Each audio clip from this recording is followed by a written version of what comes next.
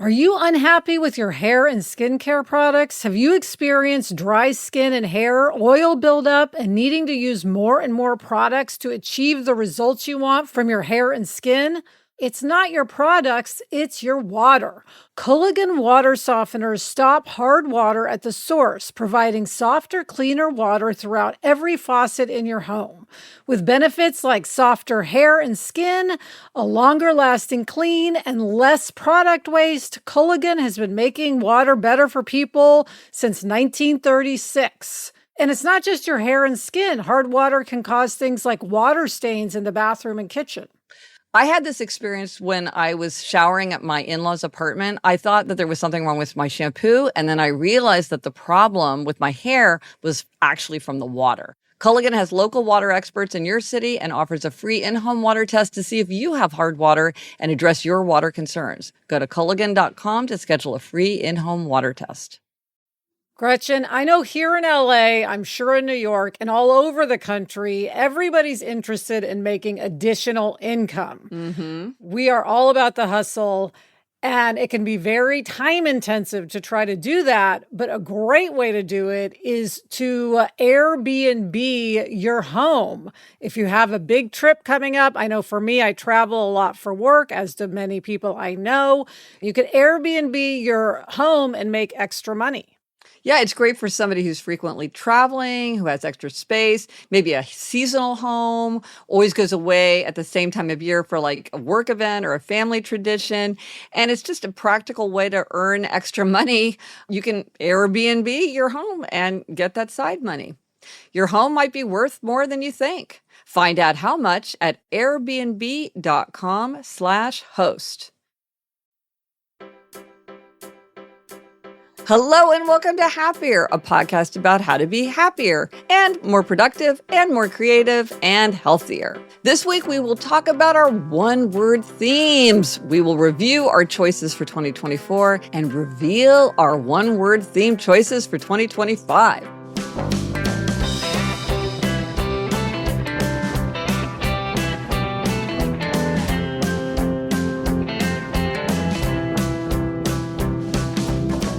I'm Gretchen Rubin, a writer who studies happiness, good habits, human nature. I'm in my little home office in New York City, and joining me today from LA is my sister Elizabeth Kraft. And Elizabeth, I think your one-word theme for this year is one of your best ever. That's me, Elizabeth Kraft, a TV writer and producer living in LA. And Gretchen, I love that tease. Yeah. Can't wait to reveal it. Yes, the suspense is building. But first, we have a lot of updates today. We got many interesting comments from listeners. Yeah, this comes from Jamie on the subject of learning from someone else's mistake. Jamie says, a few years ago, I wanted to make some bone broth with scraps, bones from a chicken we had recently eaten. I put it all together in the crock pot and was so excited for the result. Well, I put my strainer in my sink to strain out all the elements, and in a moment of not thinking clearly, proceeded to pour my beautiful bone broth entirely down the sink. As I realized what I was doing, it was too late. Oh, I can so imagine myself doing exactly. You're just used to like, you hold it out, you strain off the... So anyway, that is a good example of learning from someone else's mistakes. Fred said, you'd asked whether you can make yourself interested in something. I'm an avid DIYer, although growing up, I had no interest or aptitude for it. When we became homeowners, it became quickly apparent that any home improvement project would cost a small fortune if a tradesperson undertook the work. Little by little, I said, I'll do it, and then figured out how to do it. The project would invariably take way longer to complete at first, and my profanity vocabulary expanded immensely. But it was monumentally cheaper and gave me a great feeling of satisfaction. Nowadays, when something breaks down, I can't say I start dancing, but I feel pretty confident that I can fix it. As a desk worker, it gives me enormous satisfaction to accomplish something with my hands. And can I just say that many people who do this just go to YouTube. Yes. And all these things are much more within reach than a person might realize. So that's a great reminder. Yes, Adam went through the same evolution. He has taken to doing many things himself, and it's always watching YouTube and then trying, failing, trying, and then succeeding. But it's so satisfying. Yes. Gretchen, this listener's comment is especially relevant because she mentions the one-word theme. It comes from Lauren. She says, I am responding to the listener who is wondering about maintaining an atmosphere of growth. I noted that she has a young family, and as the mother of 3 young kids myself, I understand how time for growth and new hobbies is limited. 2 thoughts. 1, approach as exploration rather than taking on new hobbies or identities. My word of the year is pioneer. I originally chose it thinking Conestoga wagons were moving/remodeling. It ended up unlocking my mind to new frontiers, and I just said yes to random things that crossed my path, like listening/reading books way outside my norm, spontaneously attending a concert with a colleague on a work trip, trying a free day at a sauna/cold pool. Ways to grow without needing to commit long term. 2, grow at home. Given it can be tough to get out of the house/find time for self, I've been growing at home. Trying new recipes, cooking itself is growth for me. Maybe even just experimenting on routines with the kids, waking up with music versus not.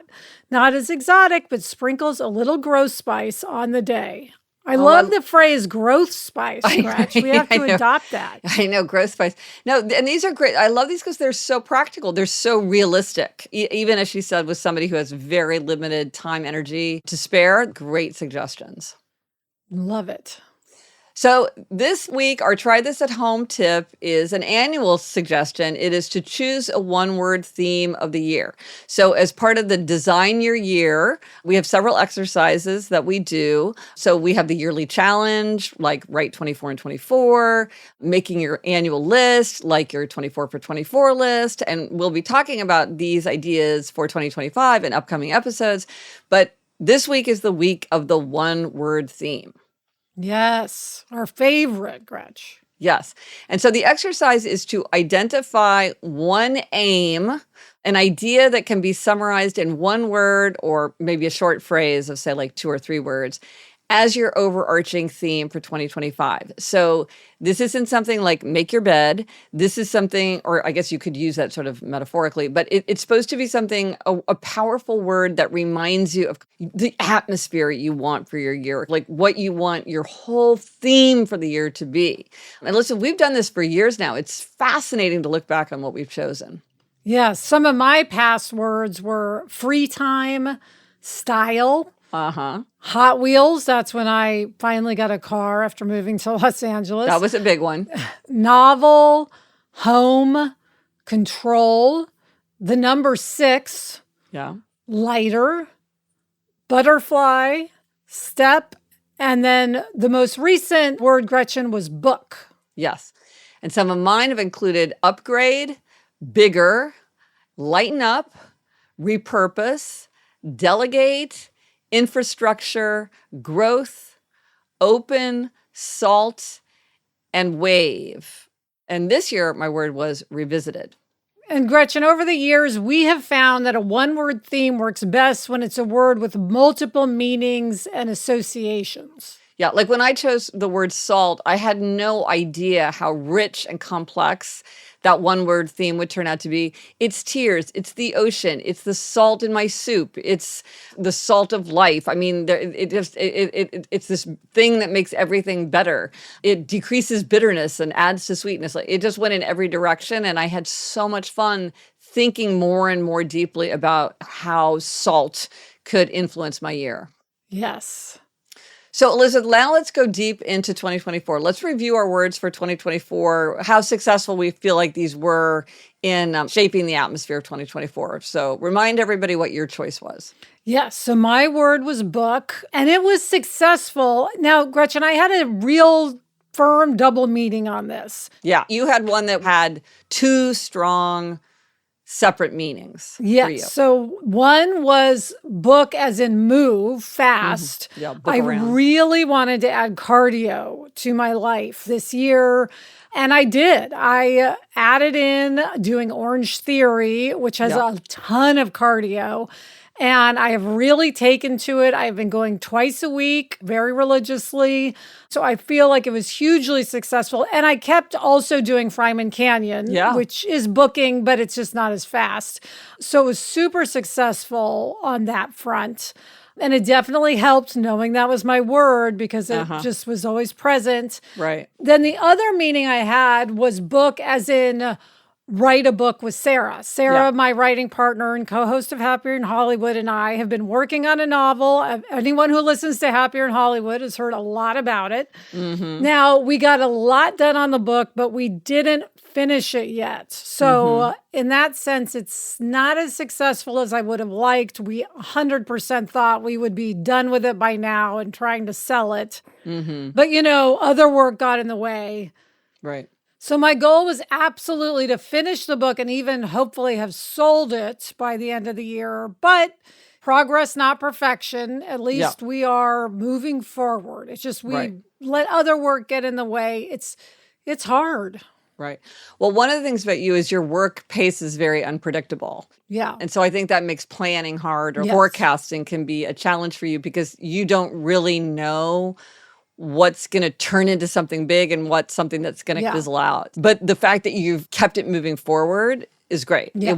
It will continue. You've done so much work now. I think that you feel like, okay, we've got to carry this over the finish line because we're past the point of abandoning it because it's just too much work has been done. So that's a safety net. Yes, that is a good thing. Yes, we got there with the word book, past the point of no return. Right. I know what the book is about. I've heard about it and I cannot wait to read this book. So I want you guys to hurry up and finish it because I want to read it. It sounds excellent. I hope so. All right, Gretchen, your 2024 theme is revisited. Okay, so I have mixed feelings about this word.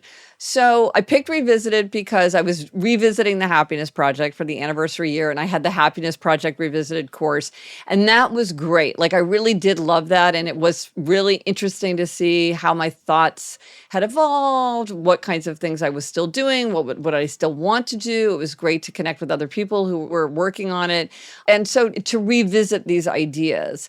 And when I thought about it, I'd had my summer of Proust, and Proust is all about revisiting memories and places. And so I thought, okay, this is this literary overtone. The word revisited is very beautiful to me. Like, I like that. Like, now we sometimes have our revisited episodes, Elizabeth, where we'll like bring some cool episode out from the past.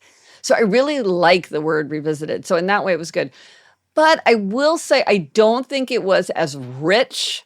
It didn't have multiple meanings, and it was abstract. And I think, having looked at my list and your list, I think I tend to pick words that are sometimes more abstract, and it's not as fun. And I want to learn from you and pick words that are more concrete and that still have all these layers of meaning, but either because they have different meanings or there's different symbolic meanings. But I feel like, even looking back on previous years, some of my words like infrastructure just don't have the same excitement associated with them in my mind as like my word wave. Yes. And so I think that I want to press myself, even if I have an abstract idea, to think, well, how could I express this abstract or transcendent concept? How could I make it concrete with a word that conveys it, but in a more vivid, strong way? So it was really helpful. And I think it certainly shaped my whole year because I was thinking so much about, like, well, what did I think in the past? What do I think now? How have I changed? How am I the same? What do I want? What did I want in the past? What do I want in the future? So it was really good in that way. But I do feel like I want to keep it really, really strong and vivid and concrete. You want to just enjoy the word itself. Yes. Like, wave is a word that one just enjoys. Yes. It's got movement, beauty. Yeah, it's got many meanings. So I would say I enjoyed that theme, but now I'm going in a different direction, I would say, in the future. Interesting. Well, I can't wait for you to reveal this year's word. And coming up, Gretch, we will both reveal our words for 2025. But first, this break.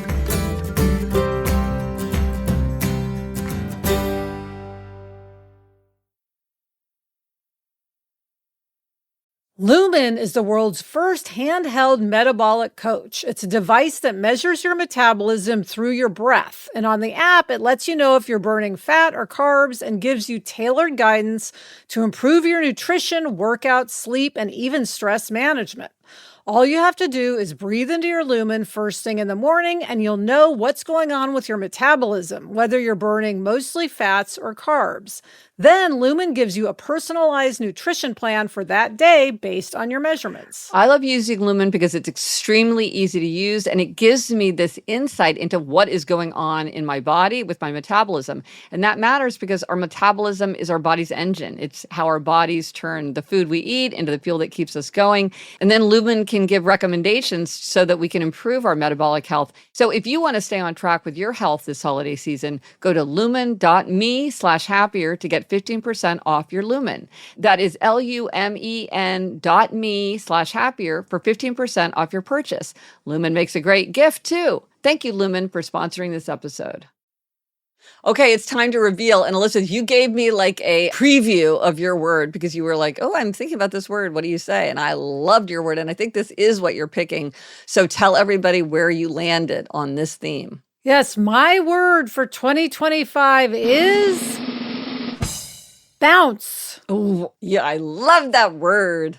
Yes, so this does have a lot of meanings, Gretch. Continuing on the cardio theme, that's something I want to keep doing.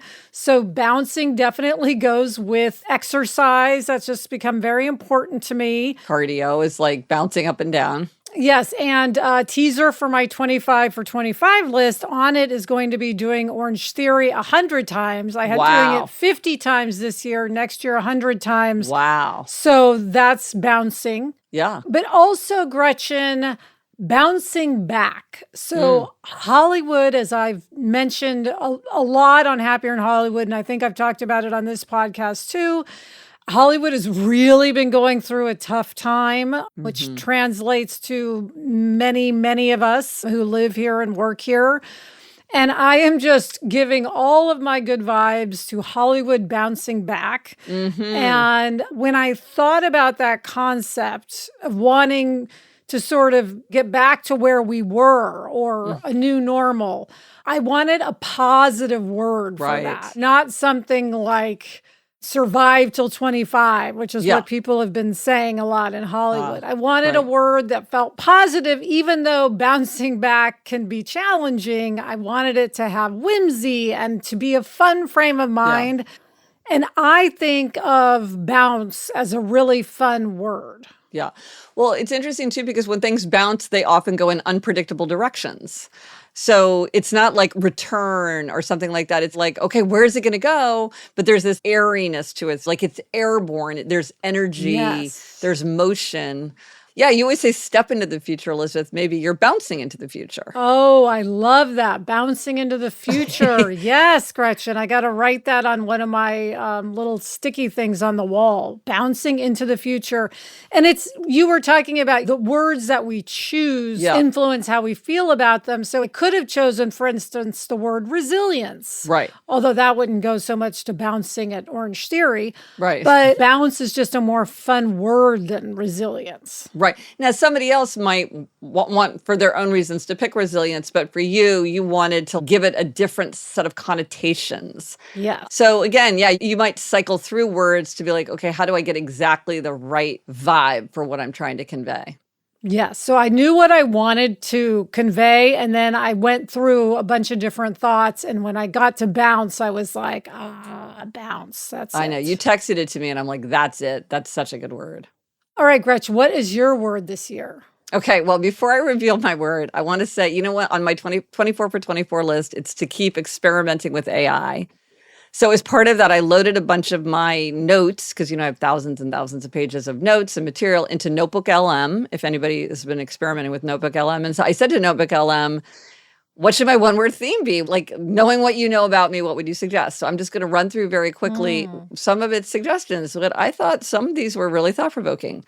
Bloom, harvest, elevate, listen, story, wander, craft. That's pretty good, Elizabeth, because that's our last name. Release, abandon, foundation, embrace, intentional, clear the decks, proper preparation, enough is abundant. Okay, here we go. Dissolved into something, where I've never been, first things first, small things often, follow my nose, use my hands, embrace the constraint. And okay, and here's one, transcendent invisibility. Like, what is that? I don't know what that is, but it sounds interesting. Sounds interesting. Because I thought that was pretty. I was like, those are some pretty good suggestions. Yes. Okay, but Elizabeth, that's because I dragged you into my debate, my internal debate. Okay, so this was my debate. Should I pick the word stone? Okay, which I ultimately did not pick, but I liked stone because it was very solid and grounded and very concrete, obviously. This weekend house that we got has a lot of stonework in it, so it felt tied to that new aspect of my experience. I had to look up, what is the difference between a rock and a stone? Elizabeth, do you know what is the difference between a rock and a stone? Do you know? I would think a stone has been smoothed by water. Okay, well, a stone is a smaller cut piece of rock. Ah, okay. So a stone is usually smaller, movable. And so apparently geologists consider all stones and pebbles to be rocks, but not all rocks are considered stones. So anyway, but I decided that stone felt a little heavy. It felt grounded, but maybe immovable, maybe a little bit stodgy, kind of like locked in. And Alyssa, the other reason that I was attracted to stone was because I have many milestones coming up in 2025. And I thought, well, milestone is very limited, but then stone contains the idea of milestone. So I thought, okay, well, that's another meaning of stone. So that was another thing that attracted me to stone. But in the end, it just didn't feel right. So my theme is door. Yay! Now, Gretchen, once you said that, I was like, of course that should be your word of the year. How is this even a question? Somehow it didn't occur to me until you said it. But I mean, open door, door, come on, that's your word. Sometimes the word is the word. Sometimes the word is the word. The minute I thought of it, I was like, okay. Like I'd put all this work into stone, but I'm like, door is better. So again, door it fits the year because it's this open door period. So I'm still like experimenting with what I want my life to be and embracing this transition. The door is going open and shut because Eliza and Eleanor are coming and going. We have this weekend house. And so that's a new door. So we have a new door in our lives. So I want to think about that and bring that into my life. And I like the motion of door, like a door open and closes. Doors can be very beautiful. You can have a little tiny miniature, almost like hidden fairy door. You can have a big, like grand door. I'm trying to figure out all the meanings that I want it to hold, but I think it's a word of transition and a word of hospitality.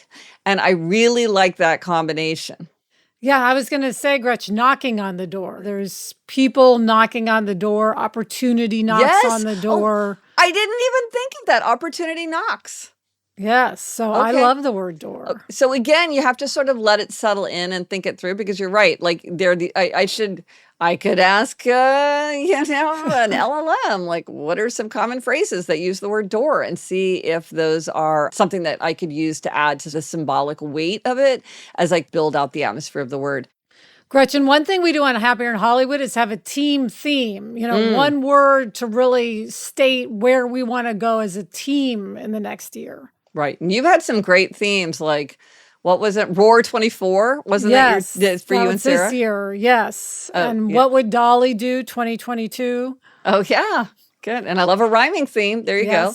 So did you pick a team theme with your team this year?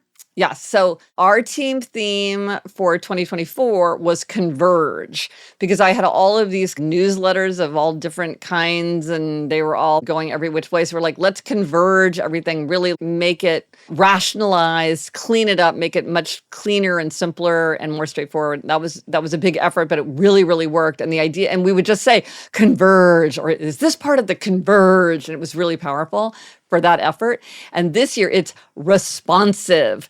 Part of it is like, okay, we have listeners, we have readers, we have journals and products. What is going to allow the team to be responsive?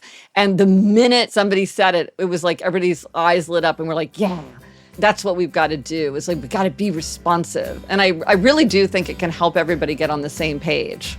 Oh yes, for sure. Okay, Gretch, coming up, we're going to share some listeners' ideas for one-word themes. But first, this break.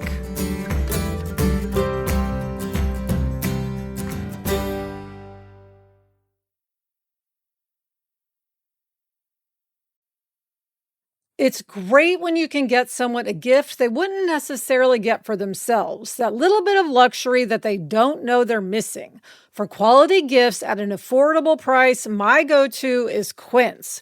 Gretch, my favorite gift to get and give from Quince is their Mongolian cashmere sweaters. I love all the colors. I got a red one to wear at Christmas this year, and I very well will give one to somebody else. And those start at $50.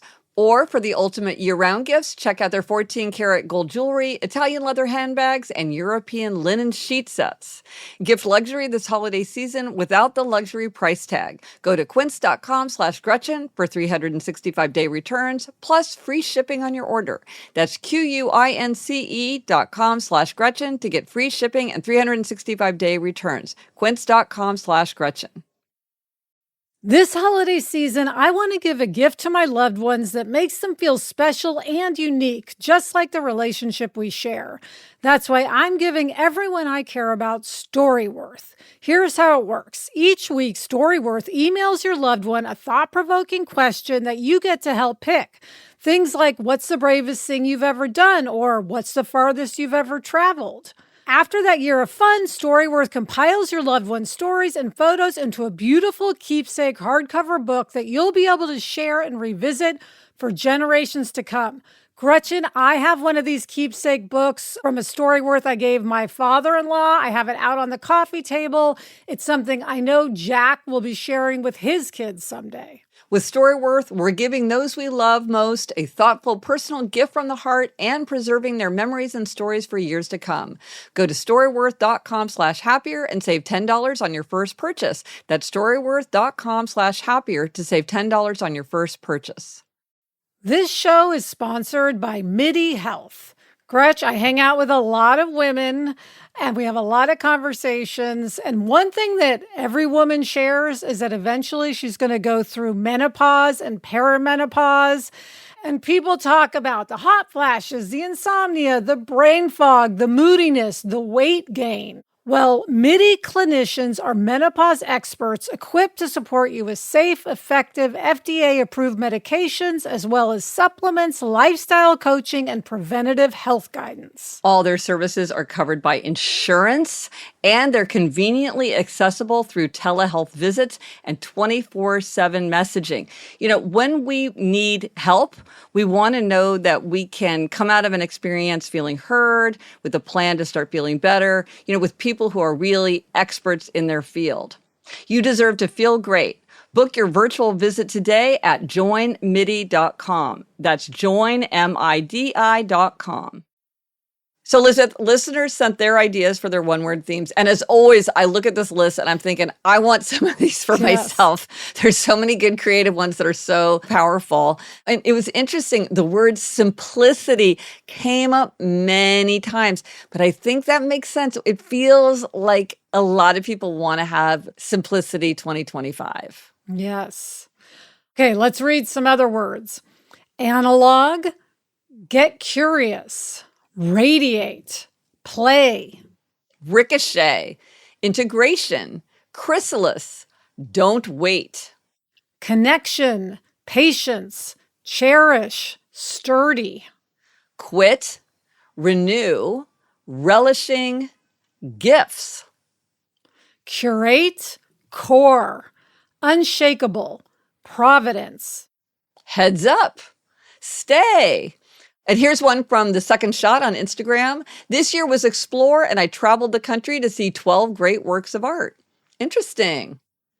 Sophie said, rhythm, a repeat of this year as my knee surgery kind of held me from hitting my rhythm. Ursula says, turn away from some things, turn towards others, turn the page to keep writing. See, many meanings. Oh, I love it. Brianne said, embrace, chaos, calm, body, others, what can't be changed, change, life's current stage.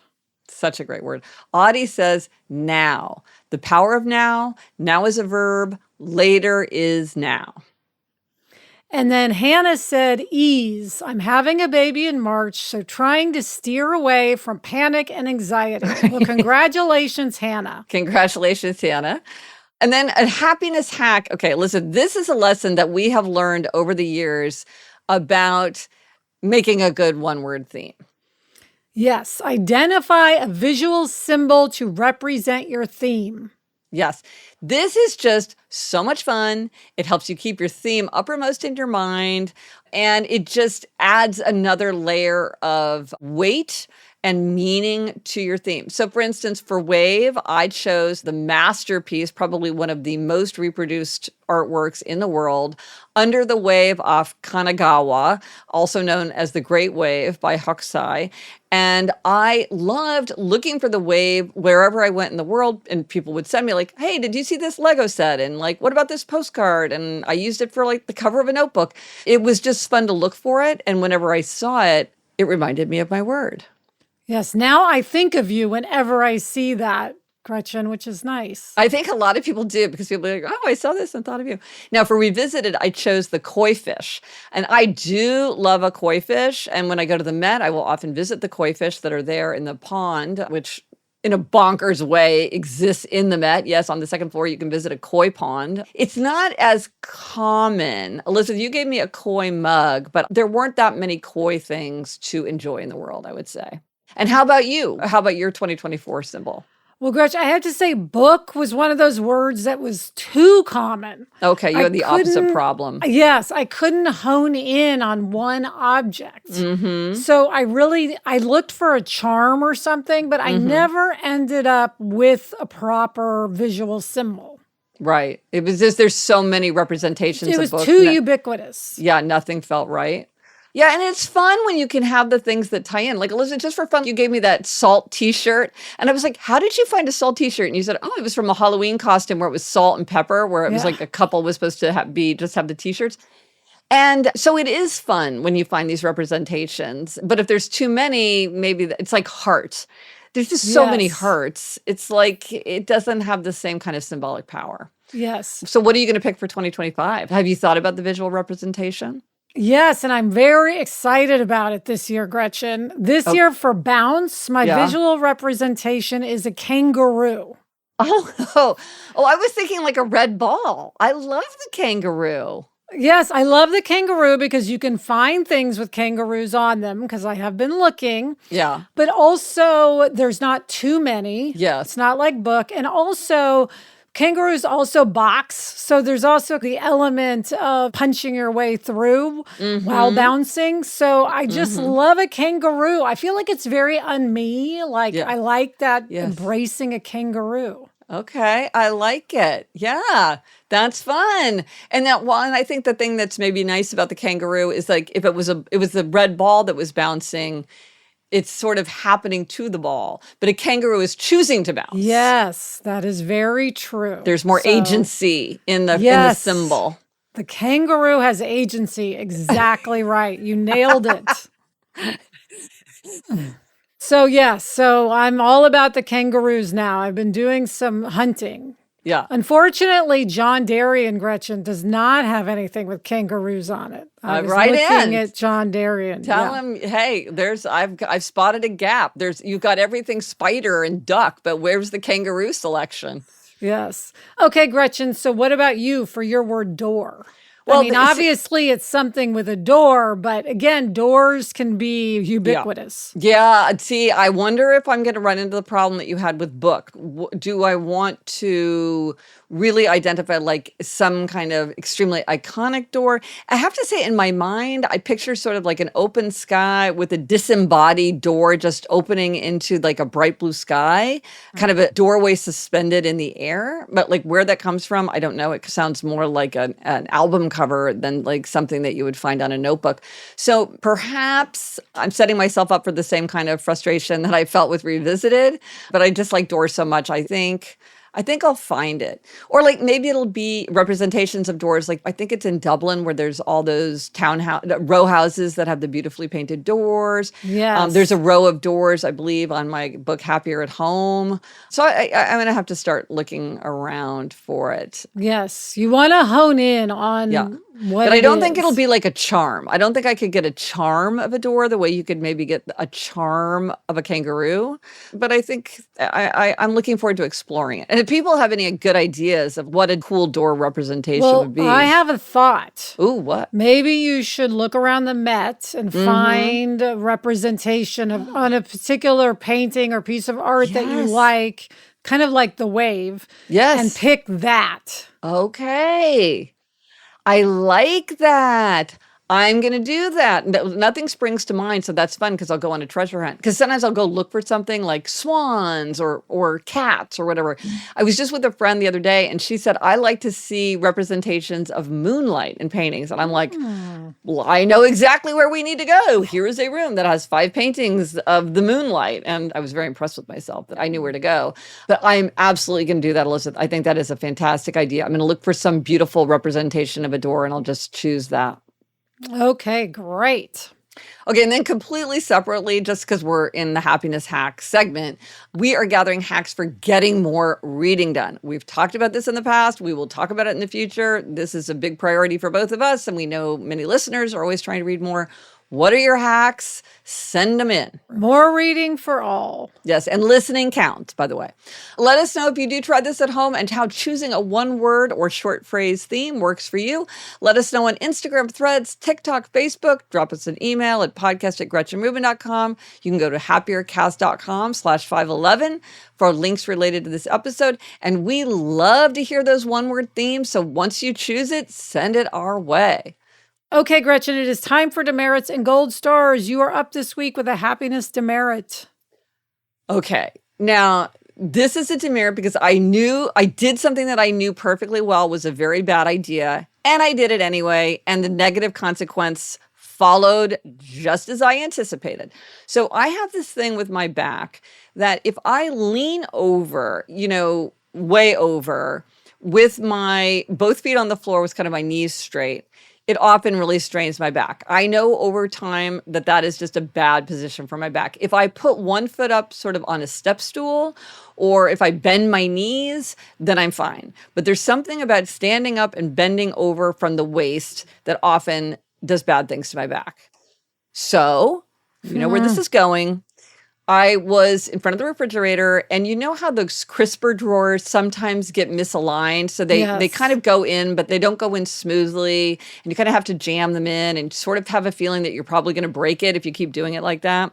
So I'm like, Gretchen, take a moment right now and fix that drawer.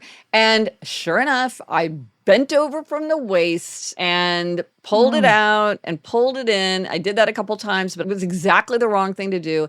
And I could just feel the ripple go across my back. And now that was 5 days ago, and I've done all the motion and the light stretching and the heating pad and all that, and it's much better now. But it was extremely avoidable and foreseeable, and I did foresee it. So having given myself this demerit, I hope that for the next 5 years, I will remember, don't do that because you will regret it. Yeah. All right, Gretchen. Well, you gave yourself a demerit, but my gold star this week is to you. For opening your door and hosting Thanksgiving. Yes. You are hosting Thanksgiving this year. This is big for you. You have never done this. Never. So big gold star because you, like me, suffer from hostess neurosis. It's not something natural for us. No. But you embraced it and took it on. I'm very proud of you. Well, thank you. I will take that gold star because I do feel like it is a stretch. It is a stretch for me and for you, but you led the way. As so often happens, Elizabeth, you do go first, and I'm inspired by your example. You were a writer you were a professional writer before I was a professional writer, and you were a Thanksgiving host before I was a Thanksgiving host. So I'm very proud of myself. Yes, big gold star. And the resource for this week. Okay, I have been thrilled to see how many people are enrolling in the Habits for Happiness course for 2025. Responsive that theme is very related to the Habits for Happiness course, because one of the things that I'm really excited about is how it's going to adapt to each person throughout the year. There's these live workshops, there's monthly feedback reports where you share what's working, what isn't working. There's this huge comprehensive habits library, there are discussion boards, and then you get a free year of the Happier app as well. So if you want to learn more, sign up, go to happiercast.com/habits progressive.com/habits course if you join us. And there's 40% off until November 30th, 2024. So if you want the 40% off, you got to do it in November. And now, Elizabeth, what are we reading? I am reading The Winner by Teddy Wayne. And I'm about to start North Woods by Daniel Mason. And that's it for this episode of Happier. Remember to try this at home. Choose a one-word theme for the year. Let us know if you tried it and what word you picked. Thank you to our executive producer, Chuck Reed, and everyone at Odyssey. Get in touch. Gretchen's on Instagram, Threads, Facebook, and TikTok at Gretchen Rubin, and I'm on Instagram and Threads at Liz Craft. Our email address is podcast@GretchenRubin.com. And you know what I'm going to say. Please review the show. People really read the reviews. Please rate us. People really care about the ratings. And here's your rhyming reminder. If you're a fan of the show, make sure your friends know. Until next week, I'm Elizabeth Craft. And I'm Gretchen Rubin. Thanks for joining us. Onward and upward.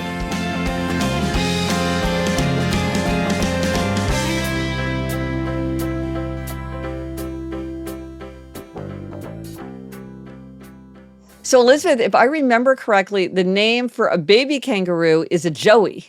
Ah. So it would be very funny if Jack's name were Joe. Oh, that would be fun. Yeah.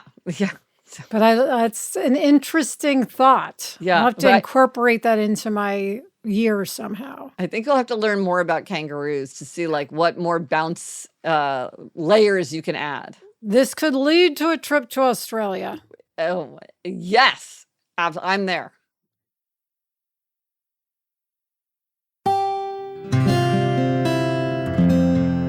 From the Onward Project. This episode is brought to you by Progressive Insurance. Whether you love true crime or comedy, celebrity interviews or news, you call the shots on what's in your podcast queue. And guess what? Now you can call them on your auto insurance too with the Name Your Price tool from Progressive. It works just the way it sounds. You tell Progressive how much you want to pay for car insurance, and they'll show you coverage options that fit your budget. Get your quote today at progressive.com to join the over 28 million drivers who trust Progressive. Progressive Casualty Insurance Company and Affiliates. Price and coverage match limited by state law.